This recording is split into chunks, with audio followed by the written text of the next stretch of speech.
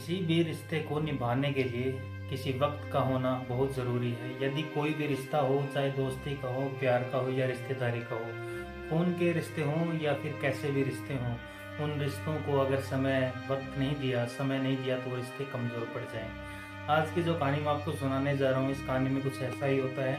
बेहद खूबसूरत लड़की की अमीर घर में शादी होती है और वो अमीर व्यक्ति के पास पैसा तो बहुत होता है लेकिन वक्त नहीं होता। वो अपनी पत्नी से मिलता ज़रूर था लेकिन सिर्फ कुछ समय के लिए, और धीरे धीरे करके लगातार बच्चे पैदा हो रहे थे। लेकिन वो व्यक्ति अपनी पत्नी को जब समय नहीं देता था तो पत्नी अपना समय बिताने के लिए, उसके पास कोई सहारा नहीं होता था। सहारा था केवल मोबाइल, और मोबाइल के पन्ने पलट पलट के उसे गेम खेलने की आदत पड़ जाती है। उसको पता ही नहीं चलता। इसी बीच उसको किसी से प्यार होता है, और प्यार भी होता है तो सरहद पार, और सरहद पार जब वो पहुंचती है अपनी बच्ची भी लेकर जाती है, अपने बच्चों को भी लेकर जाती है। कहानी आपने बहुत सुनी होंगी लेकिन ये कहानी आपने पहली बार सुन रहे होंगे कि कोई महिला को जब प्यार होता है तो वो अपने साथ साथ अपने बच्चों को भी लेके वहां से चली जाती है। जब लोगों को इस बात का पता चलता है तो लोगों को भी यकीन नहीं होता था कि प्यार कुछ ऐसा होता है। तो नमस्कार दोस्तों, मैं मोहित यादव और आप देख रहे हैं अनोखा जुर्म। मैं आपको आज एक सच्ची घटना सुनाने जा रहा हूँ। ये घटना है उत्तर प्रदेश में एक नोएडा सिटी है, उसके पास एक कस्बा है, छोटा सा पड़ता है, उसमें एक गांव पड़ता है रबूपुरा। दरअसल रबूपुरा का रहने वाला सचिन नाम का एक बेहद खूबसूरत लड़का, जो उससे 5 साल उम्र में बड़ी महिला होती है, उसको लेकर एक वकील के पास पहुंचता है और वकील से बोलता है कि कुछ राज है सीने में दफन, और मैं इन राजों को आपको बताना चाहता हूँ और इन बातों को मैं आपसे अकेले में ही बात करना चाहता हूँ, और आप इन बातों का किसी से जिक्र मत करना। अगर जिक्र कर दिया तो तूफान आ जाएगा, तूफान आएगा तो मेरी जिंदगी पूरी तरह से तबाह हो जाएगी। तो 22 साल का लड़का 27 साल की महिला के साथ वकील से बात कर रहा था। तो बात करते करते कहता है कि ये जो मेरे बराबर में बैठी है, मैं इससे शादी करना चाहता हूँ, लेकिन ये पाकिस्तान से आई है, हिंदुस्तान की नहीं है। और जैसे ही पाकिस्तान का नाम उसके सामने आता है तो ऐसे समझ लो जैसे कि बमबारी हो गई हो। बस उस वकील ने कहा, तुम मुझे थोड़ा सा वक्त दो सोचने का। अब इसके बाद वो महिला उस लड़के के साथ चली जाती है, और जाने के बाद कहा जाता है कि कल सुबह बात करेंगे। जैसे बात करने की बात आई तो उस वकील ने एक पत्रकार को फ़ोन लगाया, पत्रकार से बातचीत की और उसको बताया कि मेरे पास एक अनोखा केस आया, ऐसा केस जिसे सुनकर आपको भी शायद यकीन ना हो। उस वकील ने जब पत्रकार से बात कही तो पत्रकार के लिए वो एक तरह से खबर थी। तो पत्रकार ने पहले तो पुलिस वालों से बात की और उनको बताया कि तुम्हारे शहर में एक पाकिस्तानी बच्ची 4 बच्चों के साथ 1.5 महीने से रह रही है, और आपको पता है कि आपकी एजेंसियां किस तरह से काम कर रहे हैं। इस तरह से जब सोशल मीडिया पर यह खबर वायरल होती है तो हड़कंप मच जाता है एजेंसियों में। जो भारत की एजेंसियां हैं, जो जिस तरीके से जांच पड़ताल करती है, सभी में हड़कंप सा मच जाता है। दिन निकलता है, अगले दिन वो पुलिस पहुंच जाती है उसी घर में, उसी लड़के के पास जिस लड़के ने जाकर वकील को सूचना दी थी, जो कि हम दोनों शादी करना चाहते हैं, ऐसी सूचना दी थी। पुलिस ने जब उस घर का दरवाजा खटखटाया तो उस वक्त घर पर ताला लगा था और वो लड़का मिलता नहीं है। और जब लड़का नहीं मिलता तो पुलिस की मुश्किलें और बढ़ जाती हैं। अब यहाँ से 2 सफ़र शुरू होते हैं, एक तो उस प्रेमी प्रेमिका का, दूसरा तरफ होता है पुलिस का। जो लड़का और लड़की होती है वो एक शहर छोड़ के दूसरे शहर जाता है, दूसरे शहर छोड़कर तीसरा शहर जाता है, मतलब बार बार वो अपना शहर बदल रहे हैं। दरअसल जो इस लड़का सचिन होता है, सचिन, और इस लड़की का नाम जो होता है सीमा गुलाम हैदर, इनकी कहानी स्टार्ट होती है 2020 से। साल 2020 में ये लड़की सीमा गुलाम हैदर, इसके पति जो हैं वो बड़ा बिजनेसमैन व्यक्ति होता है, अमीर व्यक्ति होता है, उनके पास पैसे की कोई कमी नहीं होती, लेकिन दुबई में रहकर वो काम करते हैं और बीवी रहती है वो पाकिस्तान कराची में। पाकिस्तान में कराची के रहने के बाद जब वो बच्चों के लिए खाना भी बनाती थी और इसके अलावा उसके पास, मतलब ये समझ लो कि वक्त ही वक्त होता है, वो अपना वक्त कैसे गुजारे। तो अपना वक्त गुजारने के लिए उसने सोशल मीडिया अकाउंट शुरू कर दिया, साथ में उसे पबजी खेलने का शौक लग गया। और जैसे ही शाम होती, खाना बनाया, सब फ्री हुआ तो वो पबजी खेलने में लग जाती। और जब पबजी गेम खेलते खेलते उसके भारत में उत्तर प्रदेश में नोएडा में, उसमें जिला है गौतम बुद्ध नगर, और उसमें एक कस्बा है रबूपुरा का रहने वाला 22 साल का रहने वाला एक मजदूर, जो किया करता था, कभी परचून की दुकान पे काम करता था, कभी कट्टे उठाता था। जो दिन भर काम करता था, जब वो मोबाइल पर अपने दिमाग को आराम देने के लिए पबजी खेलता था, तब न जाने उस पाकिस्तान की कराची की रहने वाली बेहद ही खूबसूरत अमीर महिला से गेम में सचिन का और उसका आमना सामना हो जाता है। अब जब आमना सामना होता है तो यहाँ पर वो जो लड़की होती है वो गेम हार जाती है, सचिन गेम को जीत जाता है। सचिन गेम को जीतता जरूर था, लेकिन वो लड़की गेम भी हारी थी और दिल भी हार चुकी थी इस लड़के से। वो अगली बार कोशिश करते हैं वो मिलान हो जाए, फिर दोबारा वो खेले। जब खेलते थे तो लगातार इनकी दोस्ती धीरे धीरे बढ़ने लगती थी। यहाँ पबजी से शुरुआत हुई मिलने मिलाने की, गेम खेलने की। इसके बाद ये सोशल मीडिया के अलग अलग अकाउंट जो होते हैं उससे इन्होंने बातचीत करने का सिलसिला शुरू कर दिया।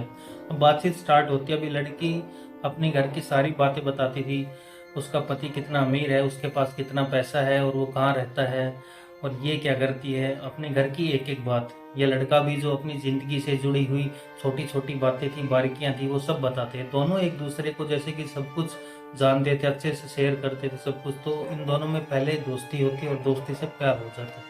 सब कुछ ठीक चल रहा था, तभी लड़की ने कहा कि मुझे तुमसे मिलना है। और मिलने के लिए हिंदुस्तान से कोई व्यक्ति पाकिस्तान जाएगा, पाकिस्तान का कोई व्यक्ति हिंदुस्तान आएगा, तो उसके लिए कानून प्रक्रिया होती है, आ जा सकता है। लेकिन इन्होंने एक नया रास्ता तैयार किया और वह रास्ता था नेपाल का।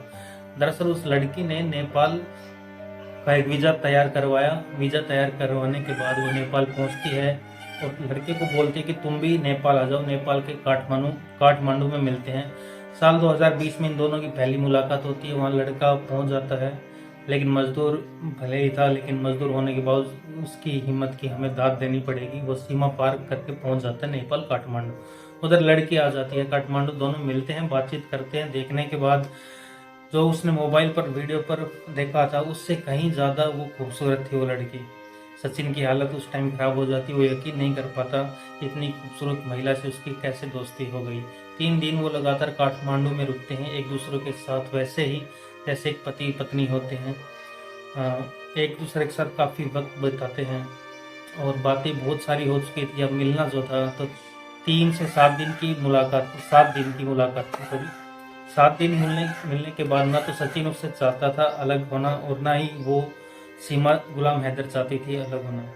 सीमा गुलाम हैदर अब पाकिस्तान पहुंच जाती है, अपने बच्चों से मुलाकात करती है। इसके बाद सचिन भी वापस लौटकर आ जाता है। फिर से इनकी चैटिंग शुरू होती है, फिर से इनकी बातचीत शुरू होती है। फिर और इनका बातचीत का सिलसिला जो लगातार वो चल रहा था। और एक बार फिर से कहते हैं कि फिर मिलते हैं, दोबारा कोशिश करते हैं। सीमा गुलाम हैदर फिर से पाकिस्तान से अपना फ्लाइट टिकट बुक करवाते हैं और काठमांडू पहुंच जाती है नेपाल। सचिन से कहा जाता है कि तुम भी वहां मिलना। उसके बाद फिर दोबारा मिलते हैं।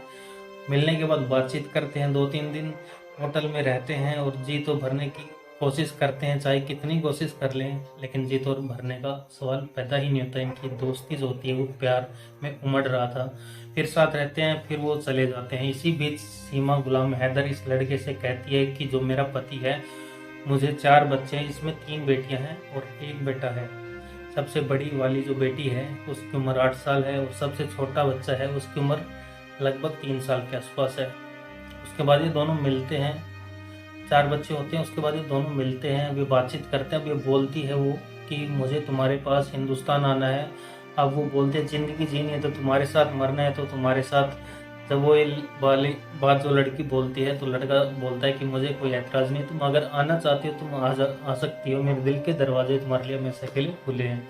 अब ये जो सीमा गुलाम हैदर जो होती है वो अपना भी वीज़ा तैयार करवाती है, अपने बच्चों का भी वीज़ा तैयार करवाती है और टिकट बुक करवाने के बाद सीधा पाकिस्तान के बाद नेपाल काठमांडू करती है। और वहाँ उतरने के बाद अब उससे आना था भारत की सीमा में। वहाँ से एक बस पकड़ती है और सीधा दिल्ली की तरफ रुक कर लेती है। मुसीबतें तो बहुत आई होंगी, लेकिन बताना शब्दों में बयां करना इतना आसान नहीं है। लेकिन जो उसने बताने की कोशिश की, ये मैं आपसे समझाने की कोशिश कर रहा हूँ।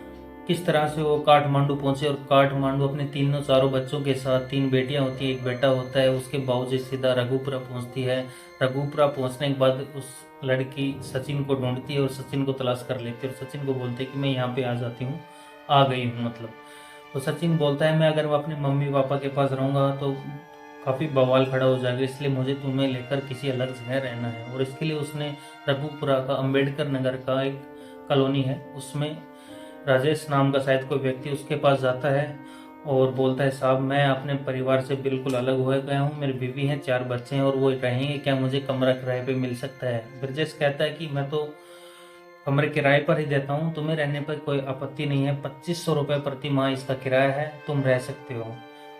तो उसने उसका आधार कार्ड, ज़रूरी कागजात ले लिए। जो प्रक्रियाएं होती हैं एक किराएदार की, मकान मालिक की, वो उस लड़के के साथ कर ली। उसने अपना खुद का आधार कार्ड दे दिया लेकिन अपनी पत्नी का नहीं दिया। उसने बोला कि मेरी पत्नी का कागज़ नहीं है। वो बोला कि मैं जानकारी दे सकता हूँ, उत्तर प्रदेश का एक जिला है बुलंदशहर और शिकारपुर तहसील के पास अहमदगढ़ थाना है, उसी के पास एक गांव है, वहीं पर मेरे ससुराल है, ये वहीं की रहने वाली है। वो मुस्लिम रीति रिवाज से पढ़ी लड़की, उर्दू जानती है, वो हिंदी शब्द की कोई जानकारी नहीं होती। वो अब अपना रुत बनाती है, अपने कपड़े या वेशभूषा होती है, वो साड़ी पहनती है, गले में मंगलसूत्र डालती है और माथे पर टिक्का लगा के सर पे सिंदूर लगाती है, क्योंकि उसको यहाँ जो रहना था, कमरा जो किराए पर लेते हैं वो रहना सहना शुरू कर देते हैं। सब कुछ इनकी ज़िंदगी में नॉर्मल चल रहा था, सब कुछ अच्छा चल रहा था। लेकिन जब 29 जून 2023 को ये दोनों, शायद ईद का त्यौहार था, तो इस महिला ने अपने बच्चों के साथ गुपचुप तरीके से ईद का त्यौहार बनाया, पर्व बनाया। सचिन भी इस पर्व में शामिल था। तो सचिन को दया आता है, प्यार आता है और दया आती है कि कब तक हम छुपते छुपाते रहेंगे, हम वकील के पास चलते हैं और कोर्ट मैरिज कर लेते हैं, रजिस्ट्रेशन करवा लेते हैं शादी का, और शादी का रजिस्ट्रेशन हो जाएगा तो खुले हम जिंदगी जिएंगे। वो लड़की बार बार जिद करती थी कि मुझे वहाँ घूमना है, मुझे वहाँ घूमना है, बाकी शहरों में घूमना है, मुझे आपका भारत देखना है, आपका भारत कैसा है। अब ये सब चीज़ें थी, लेकिन वो डरता था क्योंकि ऐसे कैसे जाएं। 10,000 रुपये महीना वो कमाता था, 2,500 वो किराया देता था, 4 बच्चों की परवरिश करता था। इतनी जिम्मेदारियां होने के बावजूद उस लड़के के जो पिता होता है वो माली का काम करते हैं, वो किसी नर्सरी पर पौधों की रखवाली करते हैं। बहुत ही गरीब परिवार का लड़का उस महिला की जिम्मेदारी उठाने के लिए पूरी तरह से तैयार था। इसीलिए ये वो एक वकील से मिलता है, वकील को सच बताता है। उस वकील ने सच सुनने से पहले ही पत्रकार को बताया और पत्रकार ने पुलिस को बताया और पुलिस अब उसकी तलाश में जुट जाती। तो कई घंटों का समय बीत जाता है। अब बताया जाता है कि मथुरा से आखिरकार इन सबको गिरफ्तार किया गया,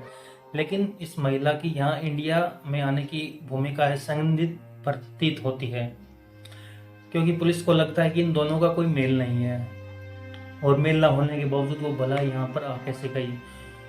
अब उस महिला के 4 बच्चे होते हैं, वो 4 बच्चों को वो बिल्कुल छोड़ना नहीं चाहती है, जहाँ भी जाती है वहाँ उन बच्चों को साथ लेके आती है। फिलहाल पुलिस ने उन्हें गिरफ्तार कर लिया है। उनकी जो टीमें हैं पुलिस की, वो अलग टीमें लगी हुई हैं जांच के लिए, पड़ताल के लिए।